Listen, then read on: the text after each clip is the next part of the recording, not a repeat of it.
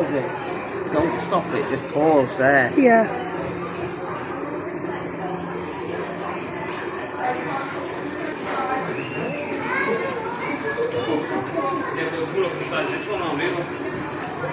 Inside this corner, look, cover it up. See how it's knocked down.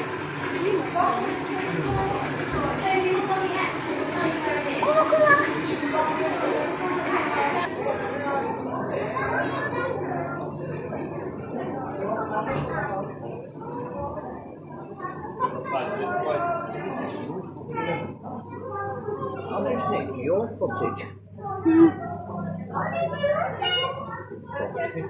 I know.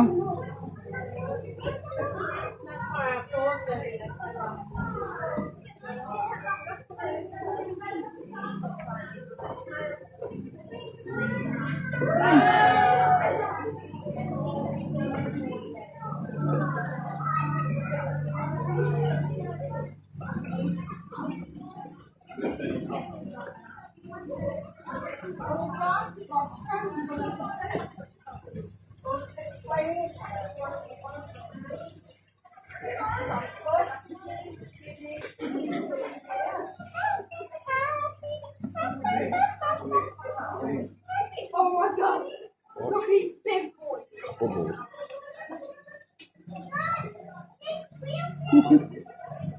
Dad's fishing as well. Come here.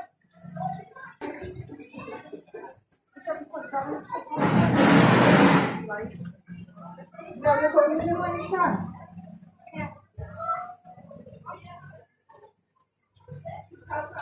I want one of them. Oh, those bots. Because I don't bite my finger. Do it slow. There's more in it. No, no, 5 minutes. We're going the other way. No, this way.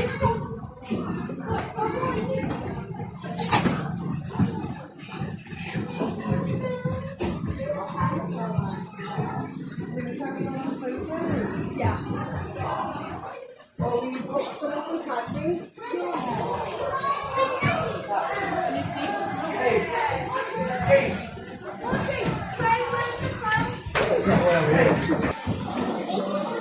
Go that way a bit and don't get anything in it.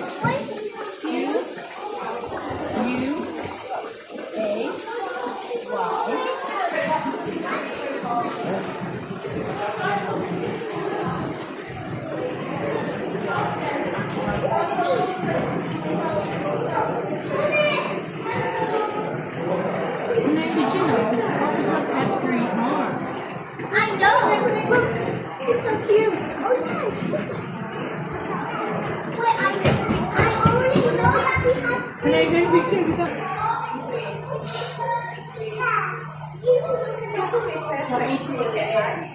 Oh, yeah. My one? Oh, yeah.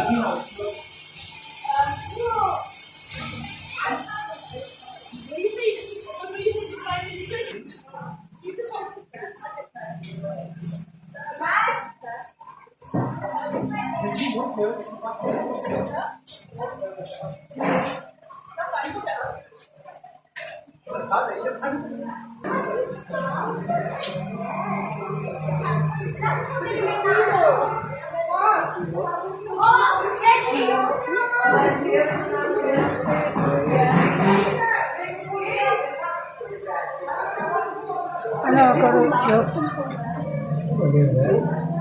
Yeah, sir, look at that. What is that? Hey,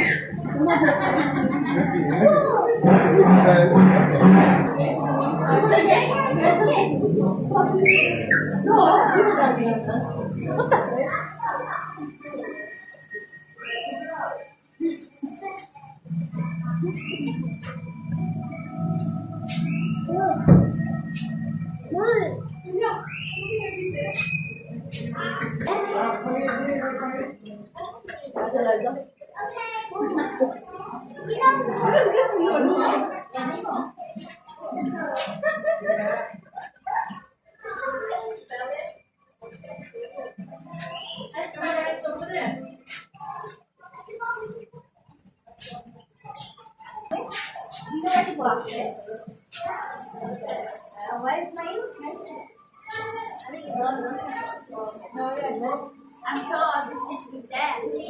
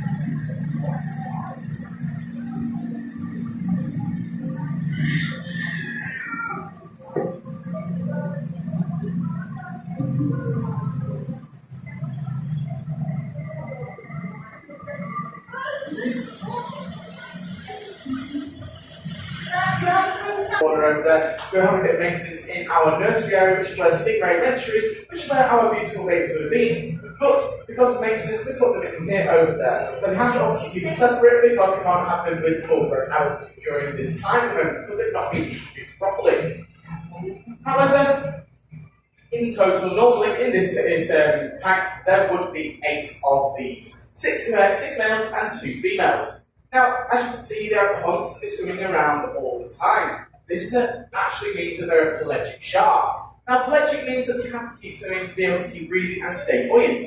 If they stop doing this, it's actually bad news for these creatures. However, do not worry, that nothing will actually happen to them as it's just not in their nature to ever stop swimming.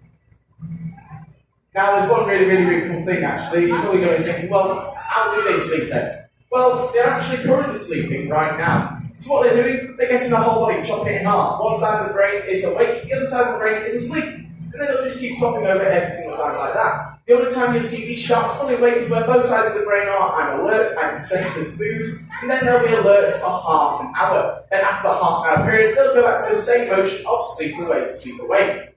Now there's one really cool thing on these sharks, and it's their black tips. Now those black tips actually have different meanings on them, and that is because that makes them unique. Just like us, our fingertips are very different to each other, mine are different to yours, exactly the same with these black tip reef sharks here. We can tell them all apart and know who is who because of that.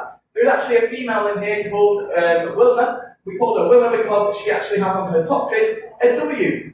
So we know who exactly she is. She is actually really adorable as well. She's one of my favourites in here. She's actually quite big as well. So those are our black-tip reef sharks. I personally love black-tip reef sharks. They are really cool creatures. So let's move on to the main attraction of the tank. And that is our beautiful giant green sea turtle, Phoenix. Now, I'm going to pass it over to you folks to see how old you think Phoenix actually is. How old do you think Phoenix is, folks? 25? Any more? 72. 72? What more guess?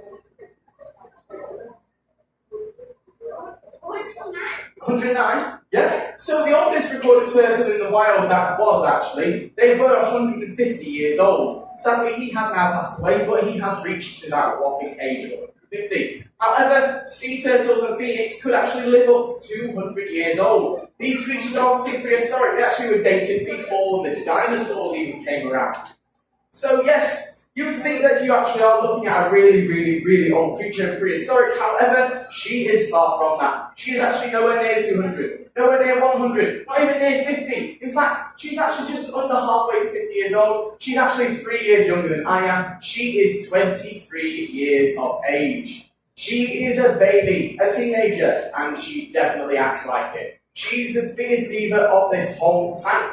She actually, if something hasn't gone the way that she wants it to, will go to the top of the water. And this is her way of saying, of slamming the door in your parent's face when something hasn't gone the way you want it to. So she'll go right to the top of the water, get a big massive front flippers, and have a good old splash. That is her basically slamming the door in our displays team face. And even to add more dramatic effect, she will actually collect some water in her mouth and spit it at the displays team as well. Yeah, she's very dramatic, but we do love her 2 bits as well. Right there, Lancelot. I'll talk about him later if he's staying now. But Elsa, as well as you can see, she is actually 5 foot long. She's a very big turtle. Now, she'll probably only grow a few more inches while she's in here, but in the wild, she actually can grow to 6 foot long. That is really incredible. She is actually weighing at a really big weight of 21 stone. But if you think that's where she's stopping, you would be wrong. She is going to get heavier and heavier and heavier. But we do love her nonetheless, because she is just absolutely incredible, and it's great to have her here as well. Now you've already noticed that she has a green tint on her belly. Now that is actually not out of the earth, it is actually a very healthy green sea turtle. And that is due basically to what she eats. So when she's a baby, she'll start off with protein, which will be all your squid, sponges, and jellyfish. Then when she moves on to being a teenager like she is right now, she'll still have that protein, but then move on to having greens in her life. So in the wild, she would actually normally just have kale, seaweed, and also seagrass. Whereas in here, she actually has broccoli, lettuce, cucumber, and cabbage. She is actually a bit of a bougie girl, and she does like it all from Tesco. She absolutely adores it. And also as well, when she grows into full-grown adult, she'll forget about all protein and then just stick to having the greens. So it's the greens that's actually making her belly that green colour. Now, if she was to not have any greens in her diet at all, she would actually stay a brown colour on her belly, which would be from the protein, and that would just be how she would stay for the rest of her life. But because she's a giant green sea turtle, she just has greens in her. So that is what's doing. Now, I'm going to move on to something a little bit serious about all these sea turtles actually, and it might just get a little bit down here, but it is something that we have to do because we need to have a little conservation for these beautiful creatures. Now, as we know, they're not really that much longer in our oceans anymore. Even if they are, there's not many of them. And that is due to two things. One being us, humans. The second thing being plastic pollution. Now, as much as these creatures are really intelligent and clever, they do not know the difference between their food type and a plastic type. So, if Phoenix was in the ocean because of her teenager years, she would still be interested in protein. Now, a plastic bag upside down with water, filled with water, she'll start looking like a jellyfish. Now, her eyesight is brilliant. However, like I say, don't know the difference between either food or plastic. So she'll see that, and then she'll go swimming right up to it, gobble it all up, and there she is, one happy turtle. She's had her dinner. However, that is not the case. Unlike everything else where it goes through the system and out the other end, this doesn't at all. This actually starts wrapping around her lungs and making them a bit more constricted. Now, it actually can take up to 6 plastic bags to do the damage, and this can actually make it come lower and lower and lower due to basically suffocating. That's what happens, unfortunately. And it is really sad that I put that in the talk, but we have to do that. But there is something we can do to stop this, and that is to stop using plastic in our day-to-day lives. Really what we should do, really if you're going out shopping, look for an alternative that does not have plastic in it, because that is going to be better for the environment and much better for us all and to use as well. And also as well, if you have a plastic bag on you, do not worry, it's not the end of the world, or if you think about getting one later, all we ask is that when you finish with it, tie it into a tight knot and then throw it into that bin. Therefore we know you've done your bit for the environment and also help save these creatures living a lot longer, even after when we are gone as well. And also, as well, don't get plastic bags. Get a bag for life. They're so much better and more eco-friendly for the environment too. So there's some little things for us to do, and that is my little conservation about the giant green sea turtles and sea turtles in general. Now, where's Lancelot gone?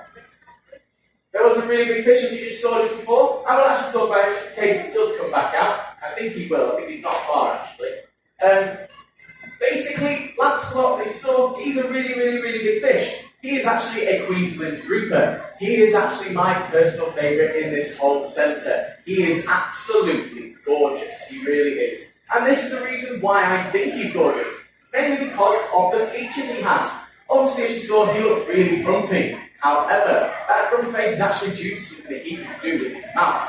What he'll be able to do, he's got a load of chins on his bottom jaw, and he'll be able to open those up like a massive umbrella, and then open his mouth to half the size of his body. That is really impressive. But what's more impressive is actually, if you saw him, there he is, right back, don't give it medicine in water. He actually can grow to the size of a Volkswagen Beetle or a Mini Cooper. Now obviously to us, that's a small car. For a fish, that's one big fish.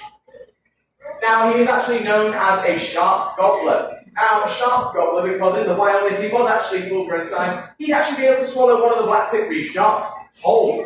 Yeah, he could do that. It is quite impressive when he does it as well, but don't worry, I've not seen it in myself, because it's never ever happened in here, and it never ever will. Mainly because he's not interested in these guys, they're his friends, and also, he'd rather have a nice bit of juicy squid shoved to his face every single day. So he's absolutely fine. Aren't you, buddy? Aren't you gorgeous, eh? Also, as well, you probably noticed he's got a little fish around him. There's about 3 of them. They're quite cool, very, very small. Those are called cleaner wrasse. Now, cleaner wrasse are basically, as it suggests in the name, cleaning fish. What they do, they pick all the skin and all the scales of any of the creatures to get all the dirtiness off them. Now, Lancelot, he's a bit of a cheeky chap and actually decides that he wants a spa day all day, every day. So what he can do, he can actually, even though he doesn't look it, he can actually make his skin look duller than what he actually is meant to be, and to make him look dirty. Therefore, those cleaner wrasse will be tricked into a false sense of acknowledgement, and he actually will have them literally pecking at him all day. So it's a free spa day for him. He's a very cheap chap for it, but he absolutely loves it, and they will always be on him as well. I don't think any of them are on him right now. I think he's absolutely okay right now, but yeah, that is what he would do. So, I'm going to leave it there, because that was quite a lot of information. I've mentioned 3 creatures for you all as well. But if you really enjoyed my talk today, my name is Fraser. There's a little machine over there. Unfortunately, no games on it. But you can leave a lovely review about the time in the centre. You can even mention about my talk today. You can even say Fraser's talk was awesome. He's super cool. He's got so much information in his brain or whatever about that. It just lets my manager know that I'm actually doing my job and not just staring at the creatures all day. And also as well, make sure if you do come right up to this window, make sure you don't stand or sit in this top ledge right here, as you can fall off and really hurt yourself, and that would dampen your day. And also as well, make sure that your flash is turned off on your mobile phones and cameras, as the creatures are all very sensitive to the bright light. They don't have any eyelids, therefore can't protect themselves. And also as well, if you do come right up the glass, please do not bang on the glass, as this actually will distress our creatures out. And we don't want that to happen with them, because they're actually very, very calm in here right now.